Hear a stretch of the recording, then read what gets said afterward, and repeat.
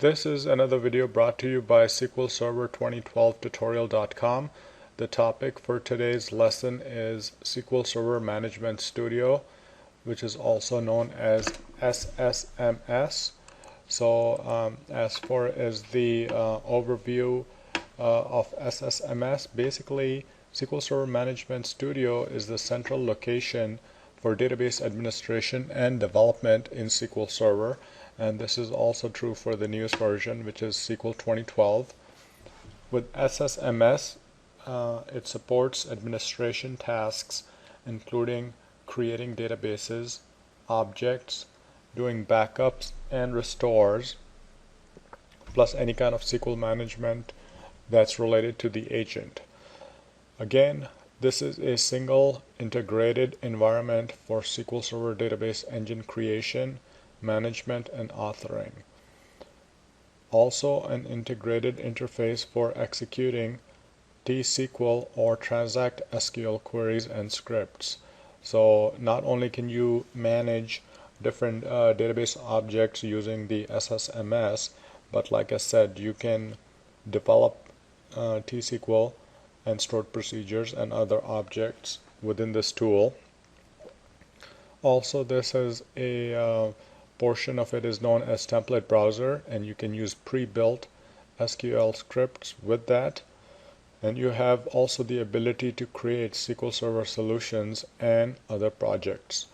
Today we are going to be reviewing some of the basic options plus new features in SQL 2012. So as far as getting down and dirty, how do you really launch this tool? Well, it's fairly easy. You go to the start menu, or you can do the run command. If you are going to do the start menu, this is the path you need to follow. So let us try to do that. You will go to Start, All Programs, SQL Server 2012, and then you will notice here it says SQL Server Management Studio. As it launches, for now we are simply going to connect to the database engine, but later on we will show you some other components. Our server name is laptop-pc. This could possibly be an IP address or a machine name. We are using Windows authentication. You may have SQL Server authentication enabled, but this is where you will select that. And then for now we are simply going to hit connect. And we will definitely cover a lot of these tools, but a lot of the windows. But let me go back and show you this location. I'm actually going to try to browse to this. And you may be wondering, why do you need to know the path? Well, basically, let's think about it. If you are trying to run a some kind of procedure or some kind of batch operation, you may need to do that. Okay. Now, as far as how do you find it, we are going to sort this by application, and you will notice that SSMS is right here. So let me just double click here and see what happens.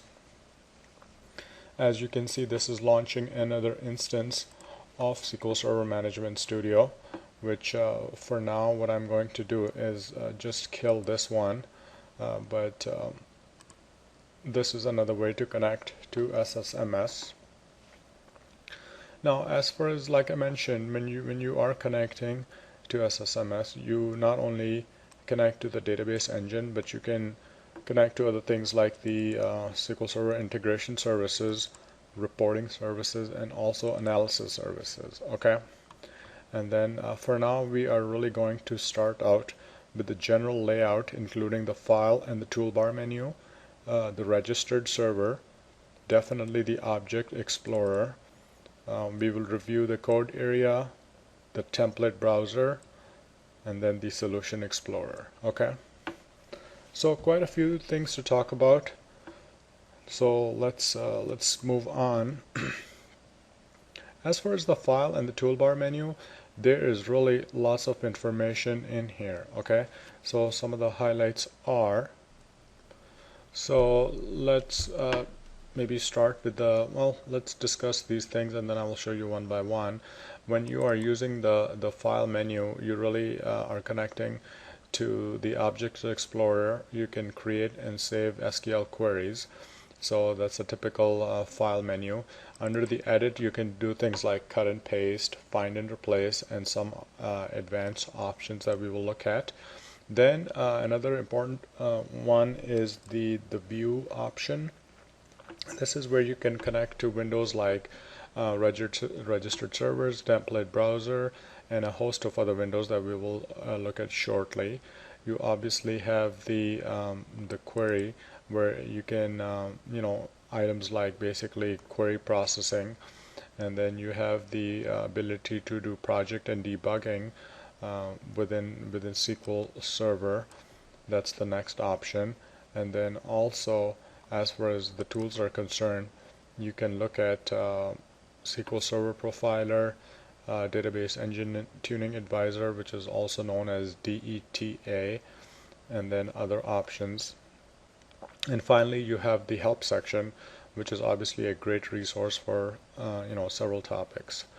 Now, as far as the toolbar is concerned, there are several different options, but the two that are shown by default are the standard toolbar and the SQL editor. Okay, so at this point, let's go ahead and switch to the demo.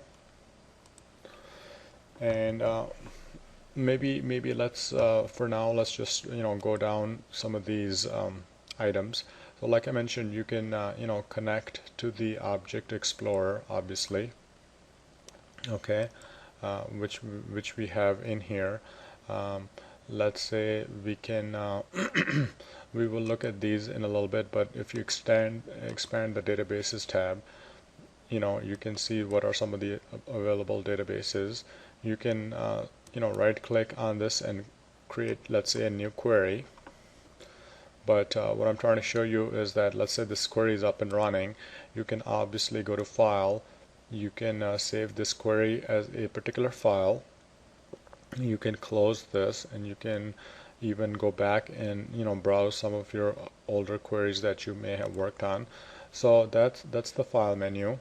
Actually, let me do this. For now, I'm going to, let's just run a select statement from customers, which, by the way, I haven't mentioned. I am using Northwind database, which is highlighted here. This is one of the sample databases that has been around for a long time, and we do tend to use this because it's the relational model is very intuitive. It's basically a customer type database with sales order information and whatnot. So now when I select this, I'm going to hit execute just to pull up some data. This is going to be helpful as I'm going through some of these menus, but so the next one obviously is the edit menu, which is where you can do a lot of cut and paste and some of the advanced options. But let me do this. I will select the text, go to copy, maybe go down a little bit and do Control V. So I simply copied the same command down here. Now, as far as advanced options, let's do this. You can go to Edit. Obviously, you can do Find and Replace and whatnot. But under Advanced, you can do a lot of cool things in here. Let's say you want to make everything lowercase. You could convert this line into a comment. So let me do that first. And you notice what it did is it put 2 dashes in the front, which is basically a comment in SQL Server. Let's go ahead and take that back, and we will uncomment this, and now we are going to make this lowercase. Now I am using the menu, but do realize on the right side, if you were to follow these keyboard shortcuts, this should also work fairly well. Okay, and if you don't know, SQL Server by default is case insensitive. So if I run this query, I should really be pulling the same information. Okay.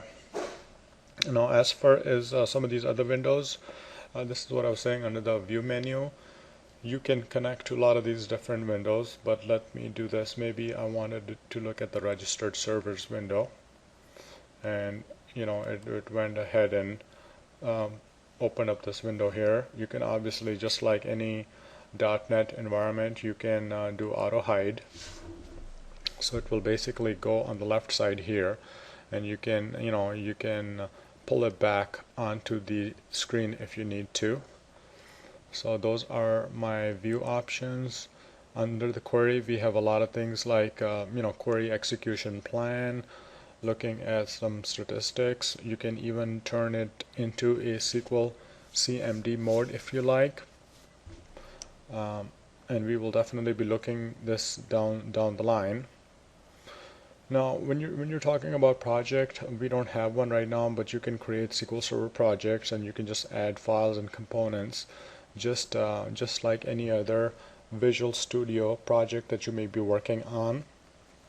Now, for debugging, you can definitely highlight code in SQL Server and step through it if you are trying to troubleshoot some particular item. Moving on, we have some other items, but the two I'd like to mention under tools are SQL Server Profiler, which is used with for basically troubleshooting in SQL Server, and you have also the Database Engine Tuning Advisor, which does help with indexes and whatnot.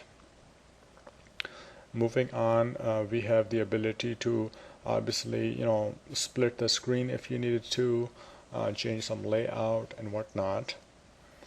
And then finally, you have the help section, which is definitely useful when working with SQL Server. So that pretty much wraps up the file menu. We are going to go back